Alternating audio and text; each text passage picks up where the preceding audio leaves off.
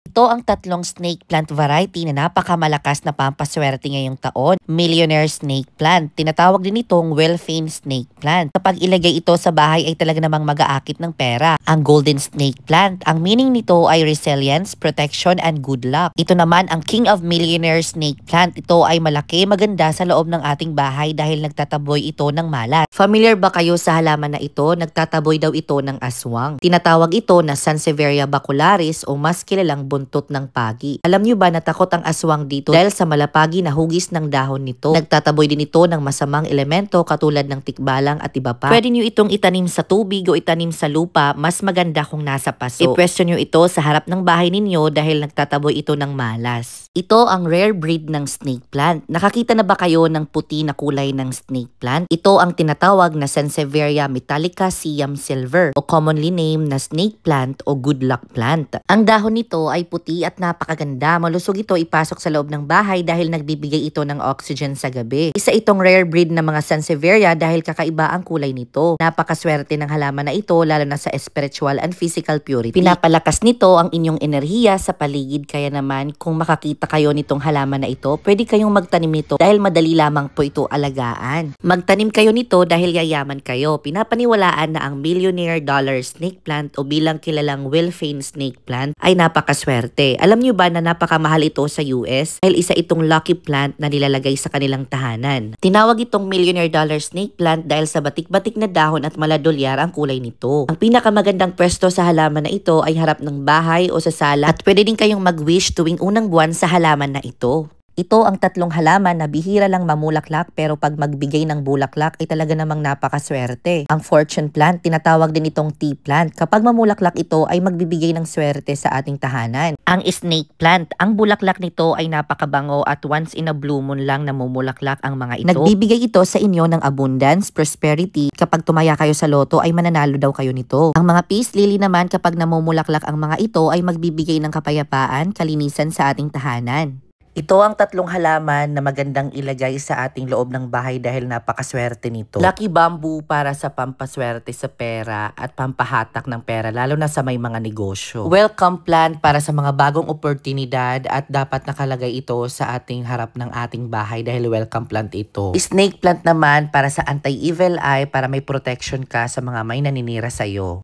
Ito ang Japanese bamboo. Pinapaniwalaan pag nakatanim daw ito sa tubig ay magbibigay ng swerte o buenas. Kaya naman ngayon ay itatanim natin sila sa tubig. Kumuha nga pala ako nitong Japanese bamboo na tanim ko na sa garden dahil marami na ang mga sanga nito. Alam nyo ba, para sa akin, isa itong nostalgic plant dahil traditional plant ito. Yung sinasabing traditional, yung mga sinaunang plant na tanim na parang pag nakakita tayo ng mga ganitong halaman, naaalala natin yung mga memories dati. At ayan na nga, nilagay ko na sa base at makalipas ng ilang araw ay mag-uugat at napakaswerte nitong halaman na ito.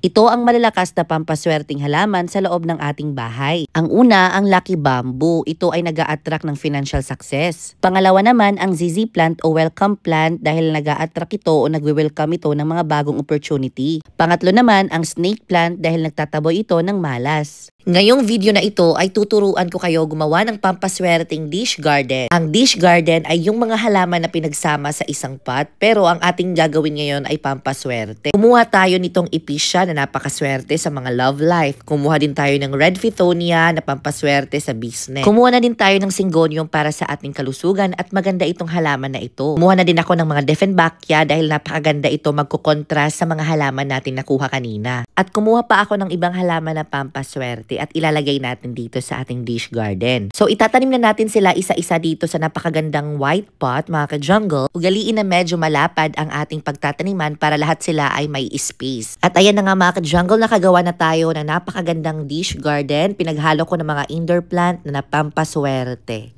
Nakakita na ba kayo ng halaman na Soxum aglaonema? Kulay pula ang lahat ng dahon nito. Ngayon ay magtatanim tayo ng aglaonema plant na napakaganda at tinatawag itong aglaonema soxum at swerte din itong halaman na ito kapag nasa tahanan. Since leggy na ang halaman na ito, natumba na siya, kailangan na siyang i-rescue. So kinat ko nga pala siya sa gitna dahil kapag ito itinanim para hindi siya matumba dahil sobrang haba na ng tangkay nito. Para nga mag-ugat ang dalawang pinaghiwalay, lagyan ito ng aloe vera gel at ipahid sa bahagi ng nahiwa. Itanim ito sa magandang soil mix mix, haluin ng mabuti at linagyan ko pala ito ng fertilizer na MSG para mabuhay ito. At ayan na nga, naging dalawa na ang ating soksum na halaman, tutubo ang yung isa kapag mag-sprout na siya. Kaya naman magtanim kayo nito dahil swerte din ito.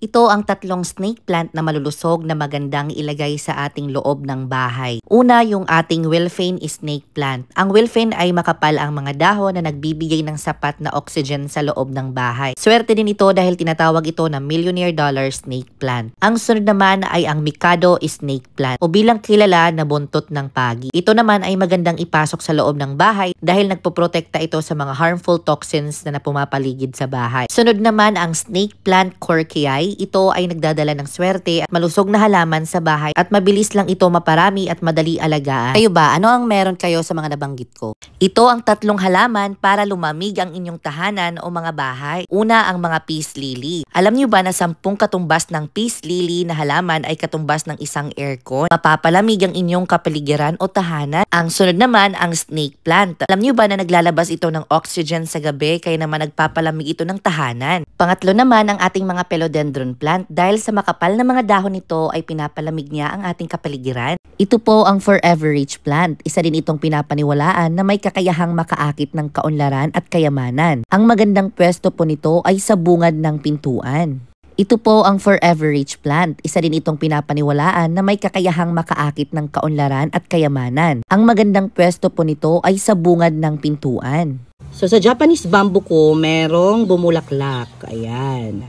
So napakaswerte nito kapag mamulaklak ang ating mga Japanese bamboo na halaman. Kaya naman kung makakita kayo nito, mag-wish kayo. Diba?